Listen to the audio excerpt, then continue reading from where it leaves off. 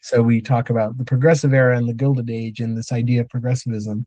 And a lot of progressive reformers were thinking about how do we integrate? How do we create a better social structure for um, these freedmen? And one of those was through education.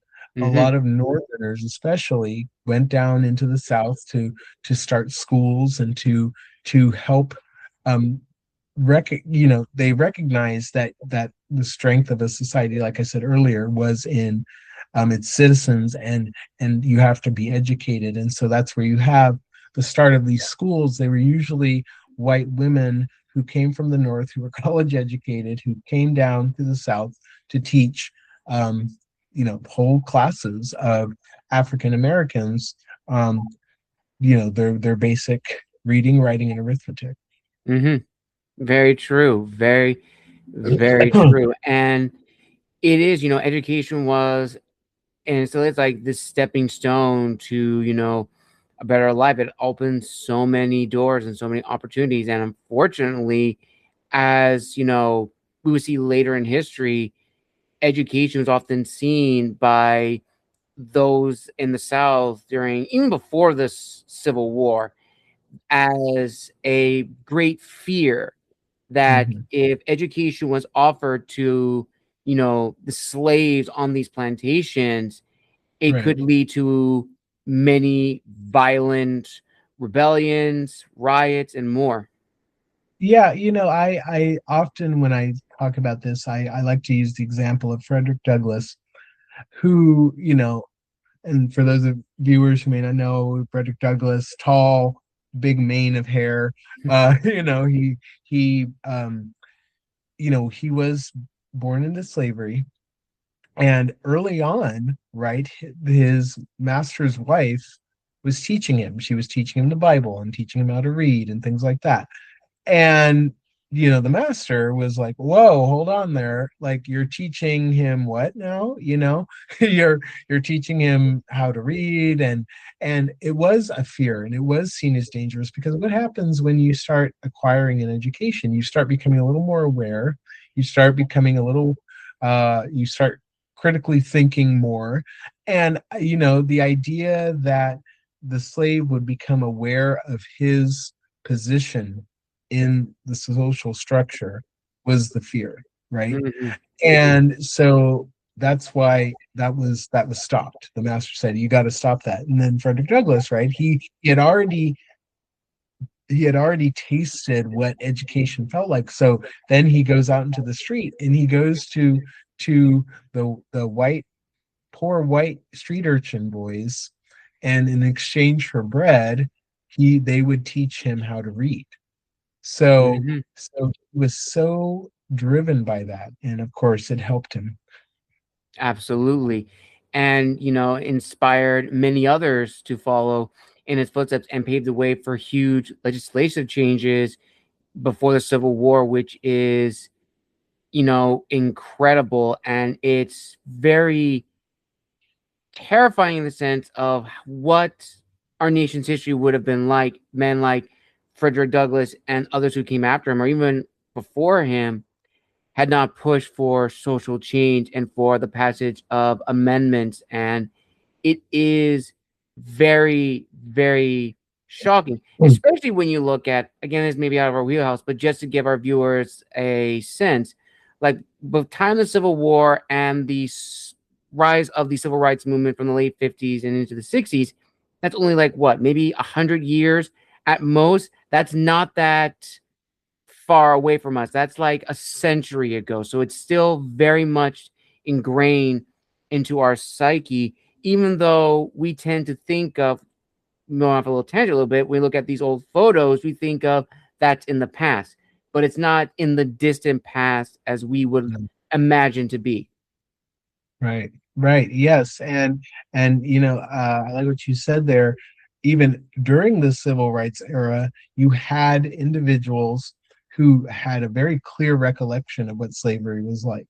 When during like the freedom summers and things like that, they would go and they would interview these people, and they would find that a lot of these people remembered very clearly what it was like to be under slavery. So yeah, we history is funny in that we can talk about these huge spans of time, but we don't realize how recent a lot of that is. I had a professor who said, something that's 100 years ago, that was yesterday. 1,000 years ago, that was a week before. And that always stuck with me. And that is very true. That is absolutely very true. Now, kind of going back to what you mentioned earlier, Marvin, about, the immigrants coming into the North and also changing the landscape is another huge thing too, because going to again bring in a film example, Gangs of New York, where if you look Hmm. at that as a historical focus, you had many immigrants coming to the North. And as we also talked about before, we have this notion or belief that, the North in, pre-Civil War was like a safe haven and the South was very, very bad.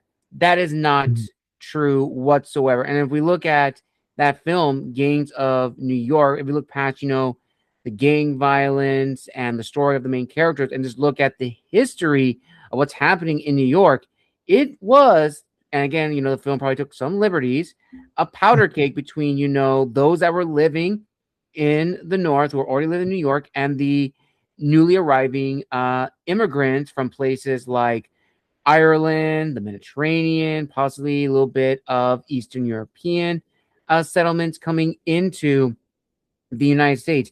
And with the Hmm. arrival of these new immigrants from Ellis Island, in conjunction, now going after the Civil War, with many formerly enslaved Black Americans coming into the North for a new life, a better future, it definitely changed the social makeup of the North.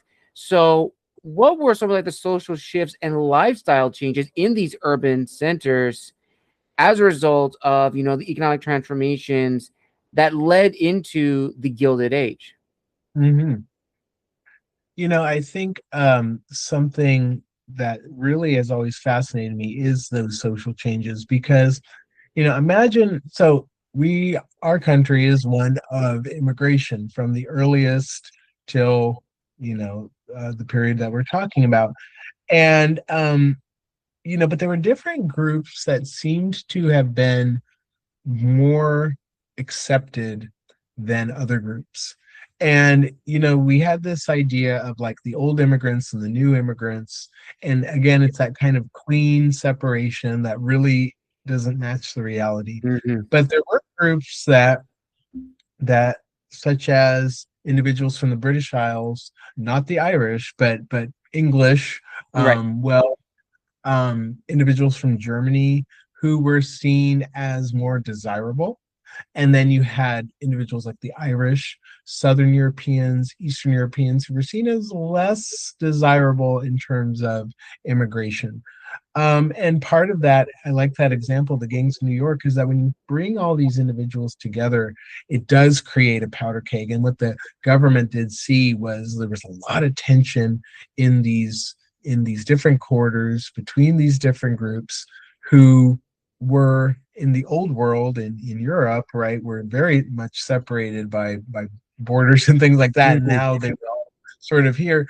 One of the things that is kind of a hallmark of the Gilded Age and Progressive Era is the tenement housing. So, what is Yes. that? That is when these immigrants would arrive. And I think it's also helpful to understand how it is that immigrants arrived. Um, back in the day, we're talking like in the 1700s, 1600s, you would come over as an indentured servant. What is that? That is very different from a slave. That is somebody who signs a contract to come over for a set period of time. And then the promise is that, after so many years, then you will be free to go and do as you wish. Those weren't always uh, cut and dry. There was often some times where the contract would be more favorable to the employer, and they would often take advantage of the fact that maybe the immigrant couldn't read or didn't understand what they were saying, and they would be caught in this loop of indentured servitude for much longer than they were supposed to. But Hmm. the period that we're talking about, immigrants often came over because somebody was already here who could then help them or said, hey, there's housing available, there's this available, there's a job, right? You'll come over. And then there were those immigrants who just hopped on the boat and came over here. They didn't have a penny to their name, and they were hoping for opportunity. But more often than not, a lot of them were brought over by companies, by family members, by extended relatives and Hmm. friends who were already here. But the tenement housing is interesting because how were we going to house all these people? They were coming over in groups, and so they would house them in tenement housing. You typically had at most 4 to 5 families crammed into these really small quarters, sharing these common spaces, and oftentimes, living together in one room. It was rat infested. It wasn't very clean, and it was also dangerous, especially in terms of fires. There were quite a bit of fires. It's hard to imagine cities like Chicago and New York today being mostly wood structures, but there were a lot of wood Yes. structures. They would catch fire, and it would result in the deaths of many people because they were all crammed into these very unsafe, unsanitary housing conditions. Very true. And I also think it's also very important to note that, especially during this time, I mean, before, let's look at the 1700s a little bit, going into the 1800s, with the, first wave of immigrants coming over, we had the slow buildup of urbanization and small individualized communities within, larger cities. It's not until we get to like the 1800s, and using New York as a very perfect example, that you have the 5 major boroughs of New York, and within each borough you have the different subcultures within. You have, kind of going a little bit out of the wheelhouse, like into like the 1920s, you have Harlem during the Harlem Renaissance. You have, of course, Chinatown. You have Little Italy. You have all of these different subcultures existing in a major city that, while mixing with, the culture of the United States as they got to the Americas, they still kept to their identity and of their home and of their language, which is Right. incredibly fascinating. Not to mention, still kind of keeping with the tentative housing, that also leads to a lot of changes as well for the government. Looking at an example, Teddy Roosevelt, when he Right. was mayor of New York, he saw how the people, how the families were living. It was disgusting. It was horrendous. And maybe we'll take for granted of what we have now for homes, especially apartment living now. That did not exist as like concepts during the 1800s, 1870s, 1880s, even the 1890s. Those are not things. And those had to be changed for the better to, prevent diseases from spreading through major city blocks, the health and well-being. And kind of going off on a little tangent slightly, but you also had the rise of, what's the word I'm thinking of, reforms in factories, as we do have evidence and records of a lot of immigrants working in factories, even children of Right. immigrants working in factories as well. And there was no laws protecting, the children and also the people involved. So those had to be changed as well, which is so like fascinating. And again, it goes back to this notion of, we think of all these things are like back in the past. These are probably like, what, maybe 80 or 70 years ago. It's still ingrained Exactly. into who we are.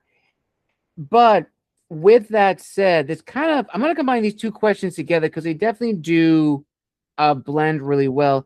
And that is, of course, the social tensions and the spark cultural changes that began to ripple through the North and also the South after the Civil War, and new dynamics entering, paving the way for, the future generations to come. And I wonder we could talk a little bit about it, because there were tensions, not just in the South, as unfortunately, when we look at American history, we tend to focus on the South during this time.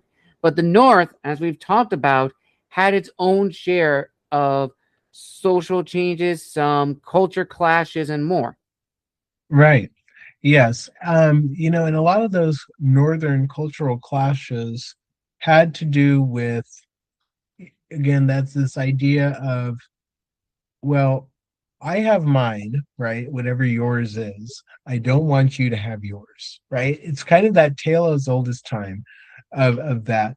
But especially with, for example, I'll use, for example, the case of Jews, right? Jewish immigration. Um, a lot of Jews who came over, German Jews, Eastern European Jews, they came over and they faced a lot of prejudice and struggle. There were Mhm. many Jews, for example, I can think of who were very successful in terms of their financing and their careers, but they still faced prejudice. There was this case of one very well-to-do Jewish banker who went to a hotel in New York in the 1850s, 1870s. And he was basically told, "Oh, we're sorry. We don't accept you here. You have to go to another hotel." Here, he had, personally financed, helped finance a government program. He served on different nonprofit boards, philanthropy. People went to him for everything, right? And yet he was still treated as a Jew, right? You cannot, we don't, your money's no good here. Even though Mhm. you're healthy, your money isn't good. You have to go to the slummy, hotel down the street. This, because why? And he was told, because the other people here, the Protestant establishment, they don't feel comfortable with you here, right? So it's that sort of dynamic that continues, and it surprises people when we find out that that's in the north, right? Because again, like you said, we tend to focus on the south, but that existed in the north, maybe even to a greater degree than it would have Mhm. in the south, because you had so many diverse people here and you had so many different cultures coming into this melting pot. That is the first time, by the way, for your viewers, that we hear the term melting pot is Yes. during this period. That it did not exist, and then it somehow entered into the American vocabulary from that point. Absolutely. And kind of going back to what I was talking about, almost like you were talking about before, Marvin, with the rise of these tenant buildings and urbanization, it's also very important to talk about that, during this time, we had the rise of industrialization, the Industrial Revolution was happening, long before the Civil War. But a lot of people do agree that after the Civil War, it served as a catalyst for the acceleration of industrialization and urbanization, not to mention technological advancements on social organization and military strategies. So ultimately, how did these innovations influence a society after the war? Right. I want to start by going back to something you had mentioned, the child labor laws. So, child labor was interesting because, there really was no, it affected different aspects of society. A child could leave, was not required to go to school. Okay, so school reform, which was a part of that, a child could leave school or not even go to school as soon as they're able to work. They're working in the factory, they're working, in the mines, you know, um, with no education and no protections. There's a story from out of New York at this time where there was this child who was small enough that he could get inside the machines when the machine got stuck, right? So the Hmm. machine weren't perfect, and so they would often get stuck, and so they would send these children into the machines to pull out whatever was clogging the machine or something was stuck or fix it, right? And then they'd have to they'd crawl out. But more unfortunately, what would happen is sometimes the machine would be on the other end of the factory, and then somebody would say, oh, okay, the machines should be working again, and they forget to turn it off, right? And what happens to Mhm. that child? The child gets injured, maybe even killed. And so that's why child labor laws were super necessary. And with that, the idea that children have to go to school between a set time for a set time period. They have to learn certain things, again, impacting society in a wider sense. Industrialization, going back to our topic of immigration, really helped to fuel immigration even more so, because now who are we going to get to work in these factories? Who are we going to get to supply a lot of this? We need more immigration, and so the big businesses really pushed for that. Then, with that push from big business comes politics.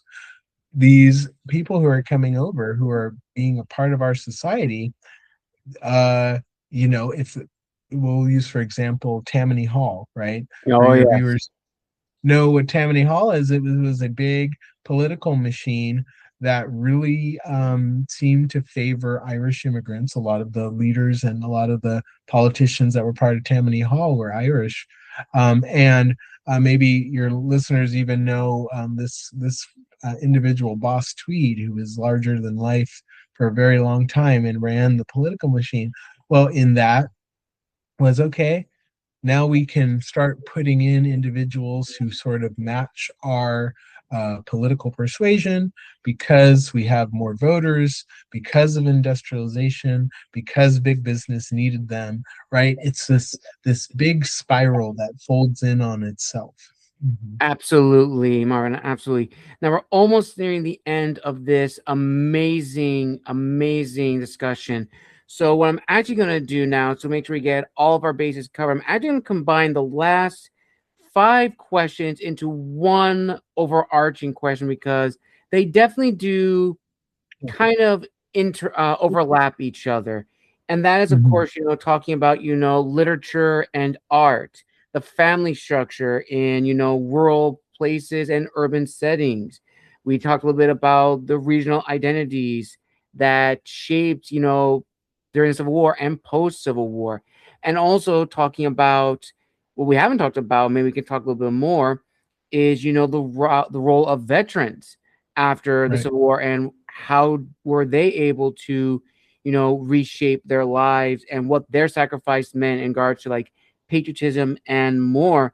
And ultimately, we did touch on this a little bit, but maybe we can tie it into, of course, you know, racial violence and segregation in American society and how it did evolve after the Civil War and into the Gilded Age. So, with all that said, from the family, soldiers, racial violence in the United States, the arts and literature, how did these impact the social implications that began to arise during this time period? And ultimately, as a capping off, so to speak, what can we learn from this time period, from the post Civil War into the Gilded Age and also into the progressive age? What can we learn from this period in American history? Yeah, I would say, for the first part of that question, I would say that art and literature are informed by experiences. They're informed by what is happening. Any any book, any piece of artwork is being influenced by the forces around it. And so all of these other things that we could talk about, the family, the idea, situation with veterans, regional identities, those all do influence the art and literature that comes later, especially when, to an earlier point you made, that Harlem Renaissance, where the um, certain writers and authors and artists were trying to reclaim this identity that had been lost over time, and to rediscover this idea of what it is to be Black in America is just one example of that. Mhm. Um, and so I think that this period and the Civil War is awesome in that you have the battles, you have the politics, you have all of that. And then the later period that comes after, like the Roaring Twenties, that's flashy, Great Gatsby type stuff. But this period that we're talking about that stretches from from the end of the Civil War to the start of the through the Progressive period to the start of the 1900s and then into the 20s. This it's really crucial for all of those reasons. It's kind of a bridge between one end to the other end, and if you don't fully understand that, and you can't, then I don't think you can fully appreciate either what comes before it or what comes after it.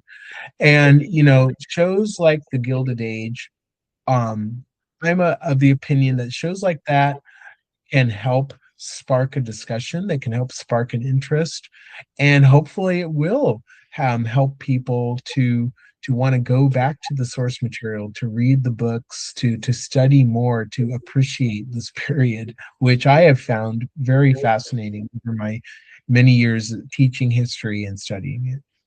Absolutely.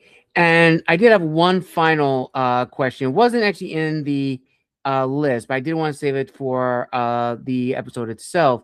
In your opinion, do you believe that this period in American history is the true bedrock of what we conceive to be the birth of the modern America as we know it now? Yes, I believe that this period that we're talking about is when the idea of modern America starts, and I'm not just talking about dates in terms of dates can be a little arbitrary, but Mhm. in terms of ideas and of concepts, it's fascinating when you go back to source material where you read you know diaries from people who lived during this time, how modern they appear. These could be individuals that you and I could be talking to today, right? And so you have that connection. I think going further back, you're going to find it's going to be a different culture, Mhm. and it always will be, but definitely around this time you can see more commonality between our period, our times now, and theirs. So I definitely say that this is when the idea of modern America started. Beautifully said, Marvin. Beautifully said. And on that note, everyone, we conclude our episode of the Historians Lounge here on Tales from the Wandering Scribe. Want to give a huge thank you to our guest, Marvin, for making his official debut here on the show.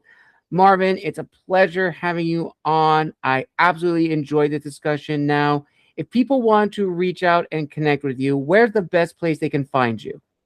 They can find me on LinkedIn. And I also just want to make a quick plug for a book that I have coming out next year called The Gilded Cage.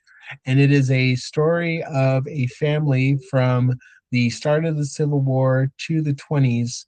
And you follow these family members through the rise and fall of their fortunes during this period. That'll be coming out next year. Ooh, very nice. Very, very nice. And viewers and listeners, if you would like to see Marvin back on the show talking about that book next year, you know what you have to do. You have to like the video, comment down below, and most importantly, subscribe to the channel. And if you also like to see him back on the show in another episode, possibly a historian's interview to dive deep into Marvin's background in history and a little bit more about his background in history, same thing, comment down below, like, and subscribe. And as always, everyone, thank you so much for joining us for an incredible episode here on the channel. A huge thank you to Marvin for coming on the show, making his official debut, and hopefully not the last we see him. And as always, everyone, this has been the Wandering Scribe and the Wandering Quill signing out. Wish you all a wonderful Friday wherever you are in the world. Happy afternoon, everybody, and we'll see you all in the next episode. Take care and have a wonderful day.